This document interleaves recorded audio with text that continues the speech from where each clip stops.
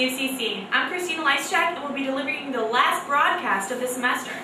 The spring semester is coming to a quick end, and if you're looking for somewhere to donate your unwanted belongings, we have the perfect place for you to leave your items.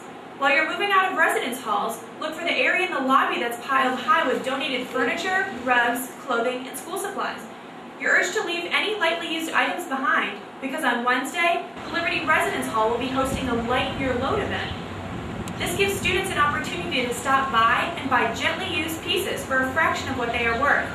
You may even opt for the deal of the day, which allows you to fill a bag with anything you want for just $5. The event only lasts from 4:30 to 6:30 p.m. on May 4th, so don't be late. Also happening on CofC's campus, if you're a graduating senior and plan on walking in the May 7th commencement, you're required to attend graduation practice on May 5th. If you're graduating in the morning ceremony, your practice will begin promptly at 8:50 a.m. If you're participating in the afternoon graduation, report to the cistern at 2:50 for your practice. If you happened to be studying at the library last Wednesday, you were sure to have seen the 4 puppies visiting from pet helpers on Rivers Green. We were invited by the college, but at the same time, it was something we wouldn't pass up because it's great exposure for us, it's great socialization for the dogs, and I think it really helps out the students to have a little bit of a break from the seriousness of studying in the libraries. Many students took advantage of this opportunity because there is no better way to relieve stress than by cuddling up with a puppy. That's not the only event the college hosted to keep stress levels low during exam time. There was a royal wedding watch party in the Stern Center lobby Friday morning to celebrate Prince William and Kate Middleton's wedding. We opened up the Stern Center early, as always, and then this morning we have all the great stuff here for the students to enjoy. Cake, tiaras, as you can see, and crowns, and lots of other crafts. I decided to come to the Stern Center event to have cake and to celebrate a great wedding and something so positive happening. It would have been difficult then to get people out at 6 o'clock during the actual ceremony. But at 9 o'clock, it's just in time for people who got up for lunch ceremony to come here and get some free cake and refreshments and crafts. The event also featured a worst bridesmaid's dress contest and a William and Kate look-alike contest. While there was partying going on at the Stern Center, the Student Government Association was hard at work rounding up students' unused dining dollars so they could put them towards food for the Carolina Homeless Veterans Organization. They were able to donate $500 worth of food and delivered it on Friday to many hungry James Island veterans and their families. According to CofC President Isaiah Nelson, this donation is so important because it allows us to give back to the Charleston community who gives us so much.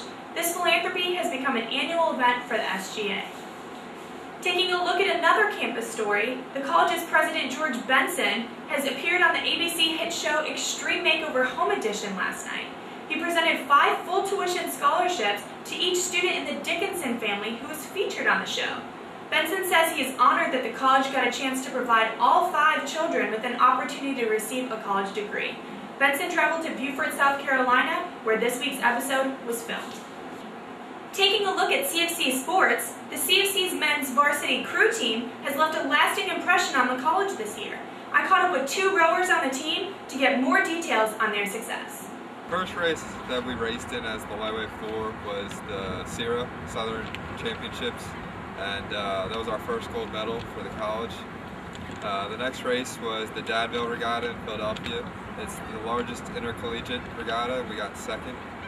But their success didn't come without hardship. Broke this bone right here, and I knew that we had to race because we had to reclaim our title for first, and called my coach and he was like, "You're rowing," and I was like, "I know we're rowing." So they put a splint on my arm that night, and that's only a half cast. I had to cut it off for our race, right at the wrist. I broke this bone here. And so I feathered with a cast on and my hand was broken, and we got second. Their boat managed to beat the majority of the varsity teams they competed against this year, even with a broken wrist. Sam and Matt say they will be giving back to CofC crew after they graduate by donating and helping out with practices. As the school year comes to a rapid close, students are looking for all kinds of stress-relieving outlets.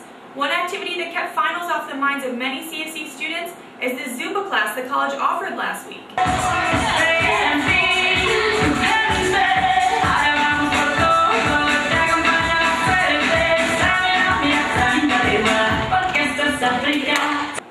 Students were able to let loose, move their bodies, and forget about the hours of studying they still had left to do.